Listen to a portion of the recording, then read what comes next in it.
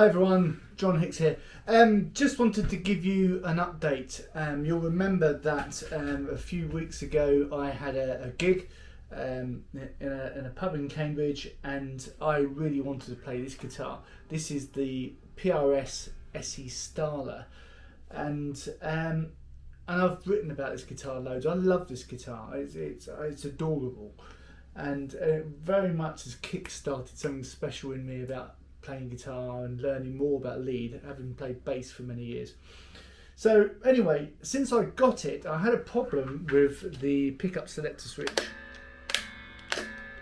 and this is plugged into my amp, and you'll notice you can't hear anything apart from the clanking of it, which is normal. But ever since I got it, it would be like a really bad connection, and sometimes the neck pickup would cut out and I'd have no signal and I'd have to wiggle it to try and get something. Well, listen to it now. You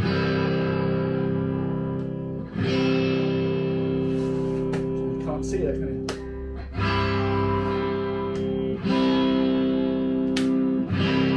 I'm switching through the pickups, you just can't see it, it's out of shot.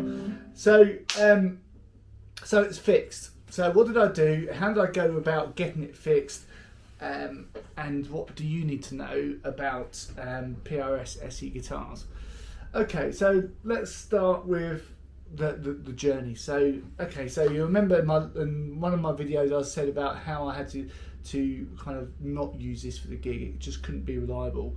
So even though I thought it was a dirt in the switch thing, it wasn't. I tried to clean it. What I chose was the WD-40 specialist contact cleaner. Before anyone says, you can't use WD-40, you're right, you can't if it was WD-40, but this was the specialist contact cleaner version of WD-40. I thought I'd trust the brand, and that didn't work either. It knackered the pot, so the switch, so don't use that.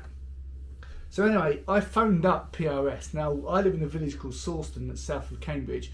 PRS Guitars Europe, the distributor for PRS across Europe, is based in Halston, which is about, I don't know, 5 or 6 miles from where I live.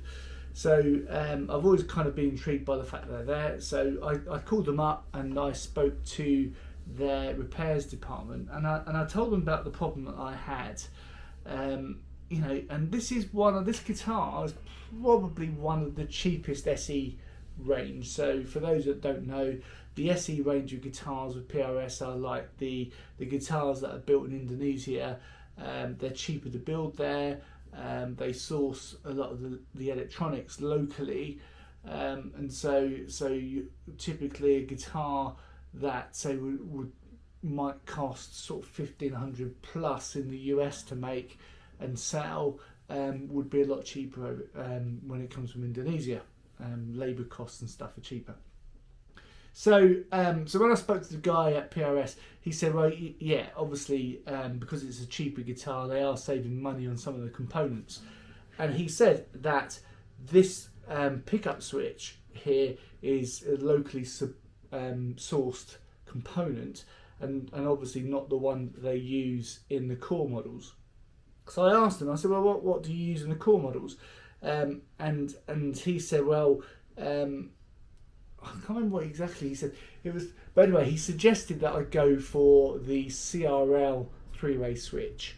And when I looked online to see how much that was, the PRS SE pickup selector from PRS Guitars Europe costs about 16 quid. The CRL one, which is the one that's commonly used across some of the larger brands like Fender and so forth, and probably used in the core guitars for PRS, that was about 20 quid. So I bought that. Cost me about 24 from Northwest Guitars with postage, and a mate of mine installed it for me, and he's done a great job. But none of that crackle from changing between pickups. So I'm really happy. This guitar is now fixed. What do you need to think about with SE guitars? Well, obviously I don't know how, I mean, you read all the reviews of the SE guitars, they get great reviews. One or two seem to slip through the net in terms of quality control. I've seen some videos where people have bought SE guitars and then they've gone, oh, I know the fret job on it's not very good, and so forth. I've literally found this guitar has been fantastic for me in terms of playability. It's had a setup since I had it, so I've had it about a year and a half now.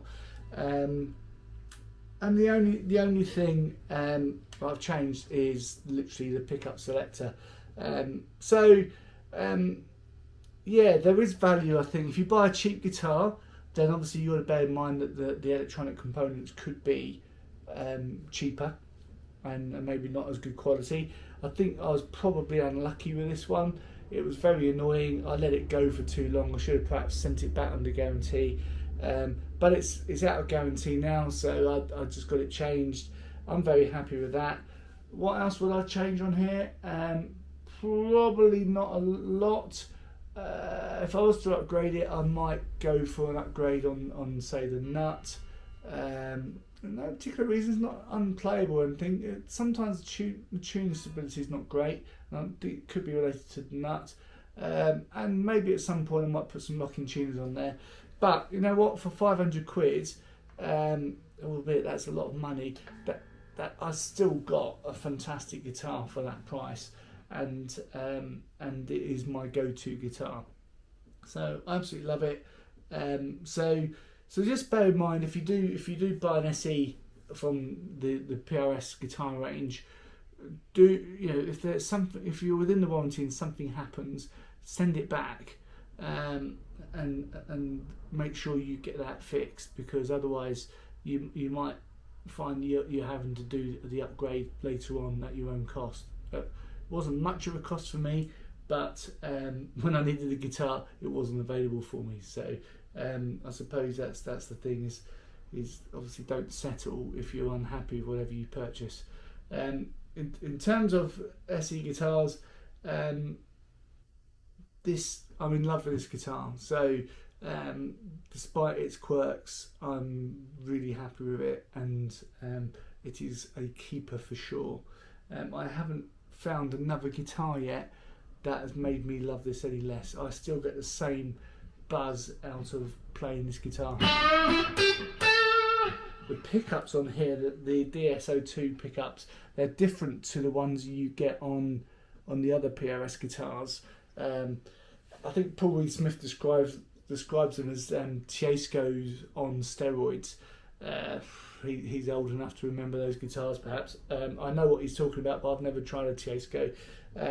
But these are kind of like older, more vintage style. No, they're not. Tiesco is probably more modern than the Gibson vintages, but it's just a different style of pickup, and it gives me a really lovely top end,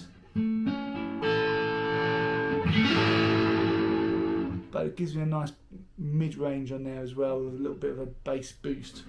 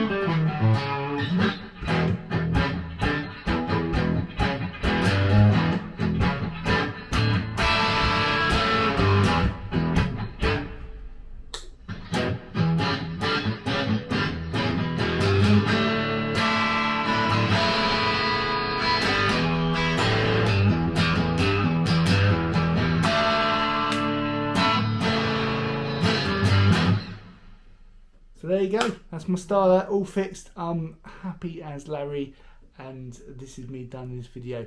Bye for now, see you soon.